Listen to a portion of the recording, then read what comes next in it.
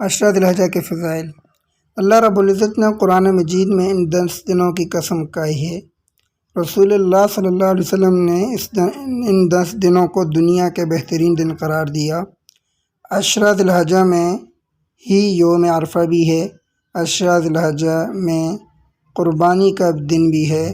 عشرہ مبشرہ کے جو دن ہیں ذی الحجہ کے، انہی دنوں میں طواف بھی ہوتا ہے اور حج کا ایک مقدس عمل ہوتا ہے جو ہر ایک اس شخص پر واجب ہے جس کو اللہ تعالیٰ نے مال کثیر عطا فرمایا ہے۔ ذی الحجہ میں کرنے والے کام یہ ہیں کہ قرآن مجید کی بکثرت تلاوت کرنا، جتنا آپ سے ہو سکے قرآن مجید کی کثرت کے ساتھ تلاوت کریں آپ لوگ، اور اس کے ساتھ ساتھ قرآن مجید کی بکثرت تلاوت کرنا، مختلف قراء کی تلاوت سننا، نئی صورتیں حفظ کرنا۔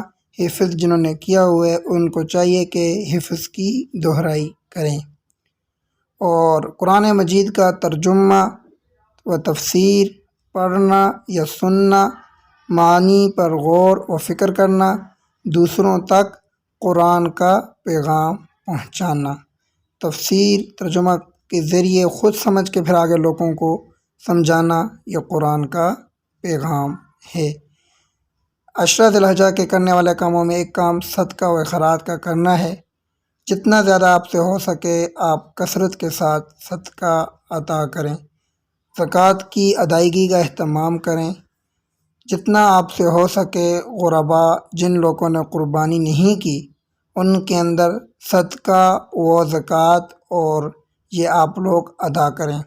زکوٰۃ کی ادائیگی کا اہتمام کرنا، زیادہ ضرورت چیزیں صدقہ کرنا جو مطلب آپ کے استعمال سے زیادہ ہیں، کوئی پسندیدہ ترین چیزیں اللہ کی راہ میں دے دینا۔ سب سے اچھا صدقہ ہی وہی ہے جو اپنی پسندیدہ چیز کو اللہ کے راستے میں صدقہ دے دینا، اور والدین، بیوی، بچوں اور عزیز و اقارب پر اپنا مال خرچ کرنا۔ اپنے مال کے آپ کے ہاں سب سے زیادہ مستحق افراد وہ ہیں جو آپ کے اپنے عزیز و اقارب ہیں۔ پہلے آپ نے ان پہ خرچہ کرنا ہے، پھر اس کے بعد عام غرباء پر مال خرچ کرنا ہے۔ اس کے بعد خدمت خلق کا نمبر آ جاتا ہے۔ خدمت خلق آپ نے کرنی ہے، رشتہ داروں کے ساتھ صلہ رحمی کرنا، پڑوسیوں کی خیر گیری کرنا۔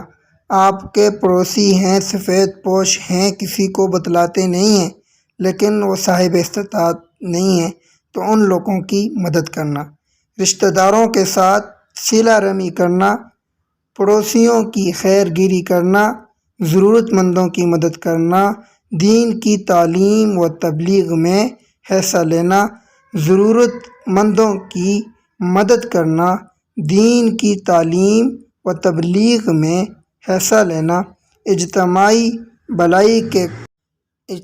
بھلائی کے کاموں میں رضاکارانہ خدمات انجام دینا۔